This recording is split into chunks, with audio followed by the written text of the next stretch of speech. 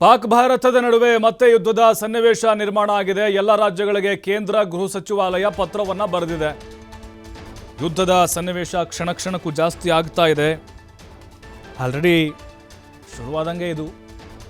ಈಗ ಕೇಂದ್ರ ಸಚಿವ Amit Shah high voltage meeting ನಡೆಸ್ತಾ ಇದ್ದಾರೆ. ಸಭೆಗಳ ಮೇಲೆ ಸಭೆಗಳು. BSF, CISF, DG ಹಾಗೆ IB ಮುಖ್ಯಸ್ಥರ ಜೊತೆಗೆ ನಿರಂತರ ಸಭೆಗಳು. ಮೋದಿ ಕ್ಯಾಬಿನೆಟ್ ಸಚಿವರಿಂದ ಬ್ಯಾಕ್ ಟು ಬ್ಯಾಕ್ ಸಭೆಗಳು ನಡೀತಾನೆ ಇದ್ದಾವೆ.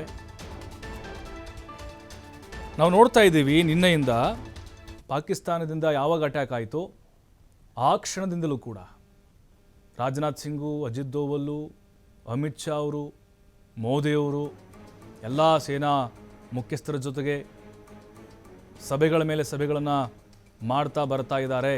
BSF, CISF, DG ಹಾಗೆ IB ಮುಖ್ಯಸ್ಥರೊಂದಿಗೆ ಅಮಿತ್ ಶಾ ಅವರು ಸಭೆ ನಡೆಸ್ತಾ ಇದ್ದಾರೆ. ಇನ್ನೇನು ಕೆಲವೇ ಹೊತ್ತಿನಲ್ಲಿ ಮಹತ್ವದ ಸುದ್ದಿಗೋಷ್ಠಿ ಕೂಡ ನಡೆಯುತ್ತೆ. ಈಗ ಭಾರತದ ಭದ್ರತೆಗೆ ಮತ್ತು ಸಾರ್ವಭೌಮತೆಗೆ ಧಕ್ಕೆ ತರುವಂಥ ಪ್ರಯತ್ನಗಳು ಪಾಕಿಸ್ತಾನದಿಂದ ಆಗ್ತಾ ಇದೆ. ಹೇಗೆ ನಾವು ಧೈರ್ಯದಿಂದ ಪಾಕ್ನ ಹಿಮ್ಮೆಟ್ಟಿಸಬೇಕು, ಹೇಗೆ ಹೊಡೆದು ಹಾಕಬೇಕು, ಜೊತೆಗೆ ಇಲ್ಲಿ ಸದ್ಯಕ್ಕೆ ಏನೆಲ್ಲ ಕ್ರಮಗಳನ್ನು ತೆಗೆದುಕೊಳ್ಳಲಾಗಿದೆ ಅದರ ಬಗ್ಗೆ ಮಾಹಿತಿಗಳನ್ನು ಅಮಿತ್ ಶಾ ತೆಗೆದುಕೊಳ್ತಾ ಇದ್ದಾರೆ. ಮತ್ತು ಎಲ್ಲ ರಾಜ್ಯಗಳಿಗೆ ಪತ್ರವನ್ನು ಕೂಡ ಬರೆಯಲಾಗಿದೆ.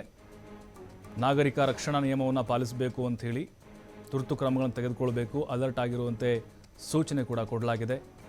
ಎಲ್ಲ ರಾಜ್ಯಗಳ CS ಹಾಗೆ ಆಡಳಿತಾಧಿಕಾರಿಗಳಿಗೆ ಗೃಹ ಸಚಿವಾಲಯದಿಂದ ಪತ್ರ ಹೋಗಿದೆ. ಎಲ್ಲ ರಾಜ್ಯಗಳು ಕೈ ಜೋಡಿಸ್ಬೇಕು.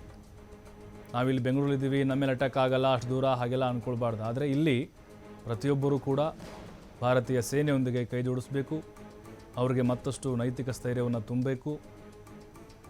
ಹಾಗಾಗಿನೇ ಎಲ್ಲರೂ ಕೂಡ ಅಗತ್ಯ ಕ್ರಮವನ್ನು ತೆಗೆದುಕೊಳ್ಬೇಕು ಮತ್ತು ನಾಗರಿಕರ ಹಿತದೃಷ್ಟಿಯಿಂದ ಹೇಗೆಲ್ಲ ಅಲರ್ಟ್ ಆಗಿರಬೇಕು. ಈಗಾಗಲೇ ಮಾಕ್ ಡ್ರಿಲ್ನ ಕೂಡ ನಡೆಸಲಾಗ್ತಾ ಇದೆ ಅಲ್ವಾ.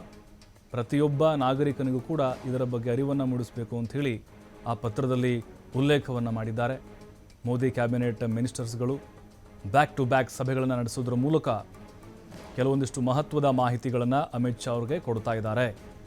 ಇಲ್ಲಿವರೆಗೂ ಆಗಿರುವಂಥ ದಾಳಿಗಳ ಬಗ್ಗೆ ಕೊಟ್ಟಂಥ ಉತ್ತರ, ಪ್ರತಿಕಾರ ಹೇಗಿತ್ತು, ನೆಕ್ಸ್ಟ್ ಟಾರ್ಗೆಟ್ ಪ್ಲ್ಯಾನ್ಸ್ ಏನು, ಇದೆಲ್ಲದರ ಬಗ್ಗೆ, ಜೊತೆಗೆ ಆಪರೇಷನ್ ಸಿಂಧೂರ 2.0 ಮತ್ತು ನಮ್ಮಲ್ಲಿ ಏನೇನೆಲ್ಲ ಡ್ಯಾಮೇಜ್ ಆಗಿದೆ ಅಂಥೇಳಿ.